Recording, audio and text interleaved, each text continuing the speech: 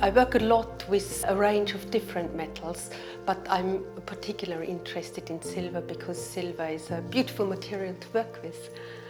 The way I work is I start very geometric. I work a lot with the square. I then create grids through the process of forming the material.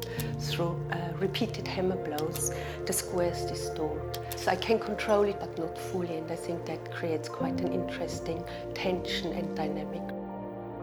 I've been really thrilled to be selected for the exhibition. Within the hall there is a lot of geometry I can see.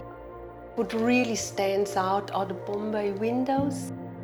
The lead structure and the way the curves actually present themselves and the reflection of the light through the windows is really inspiring. Some of the walking areas are very fluid. Some of the stones have worn away over centuries, really.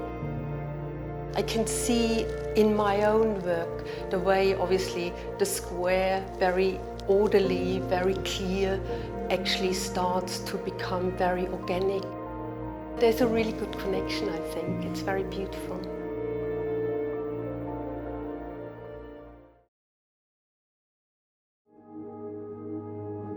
I'm really inspired by the materials themselves, the way particular threads move. My background is in metal thread embroidery, but 3 years ago I discovered straw embroidery. So I've spent the past few years, thanks to QEST, studying straw embroidery and kind of incorporating that into my practice.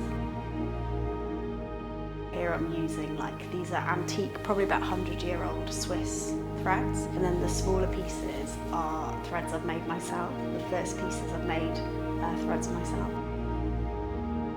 Being in a place where you're so immersed in centuries and centuries of craft, as a maker you feel an affinity to all those hands that have made a place. It was amazing to see the tapestries here as a textile artist. Now that I'm working with natural materials, to be in a place that has this medieval estate, that's something I'd love to explore more. The different varieties of grasses that are growing here and whether there's more unusual types that you wouldn't usually find. That sort of was really inspiring to see.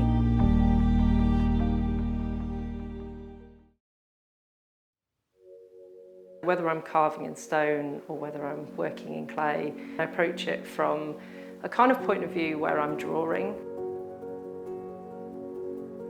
I work in different materials, in stone and in bronze. When I make a bronze piece, I start off using clay, and when I'm working with the clay and sculpting, I use marks in the clay. I use the marks with tools or with my hands to be able to kind of draw in the round. I like doing that because I feel connected with the piece of work, but also I feel like it gives it a kind of life and an energy to it. I think I've got a real love for horses, and I think the way that I sculpt them sometimes, I feel something when I'm sculpting them. I feel they give me a sense of calm. It's an amazing opportunity. The history of the house and the legacy of craftsmanship and all the skills that are here, to be part of an exhibition here is really special.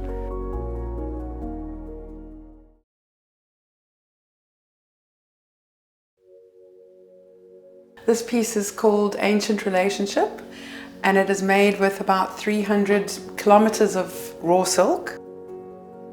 Embedded into that silk is handmade lace. Some of it is mine, contemporary, and some of it is my great-grandmother's and my grandmother's. It also has vintage kid leather gloves. It's really about deconstructing pieces that have an energy. Handmade lace and the leather gloves were used by people, so there's an energy that is held in them, which I've then created new stories with. I quite enjoy burning things and ripping them up and kind of almost taking stuff to a point where it almost disappears and then freezing it at that moment.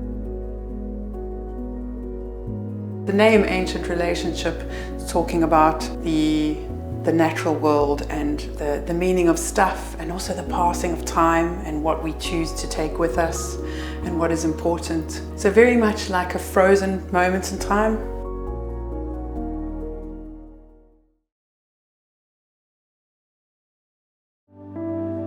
I draw a lot of inspiration from abstract forms, nature.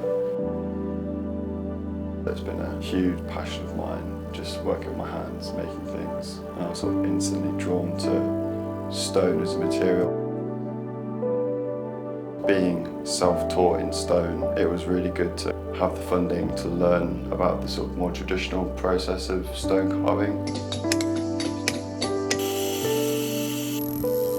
And it's also allowed me to explore new materials. This piece was made in Italy with sort of traditional hammer and chisel roughing out the form.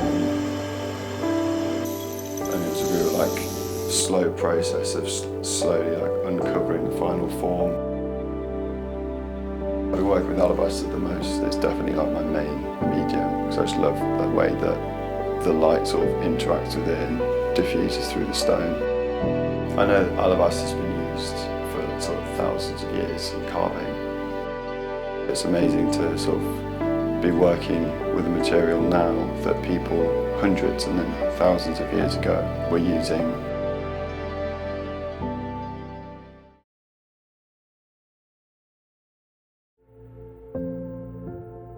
My inspiration is always natural forms. I really enjoy being in nature. I find a real spirituality in it and peace. My work is based a lot on non-flowering plants like lichen and moss. I'm really interested in fungi and the interconnective aspect of fungi. It's really fascinating. I look at those structures a lot, but I kind of make magical, realistic forms of them. The techniques are a combination. The stalks are lost wax cast. I make them out of wax originally and then make a plaster and silicone mould around that. And then I melt the wax out and then put that in the kiln and melt glass into it. The tops are made using pâte de verre, which means paste of glass. I'm using powdered glass, built up in layers and then shaped over clay moulds in the kiln.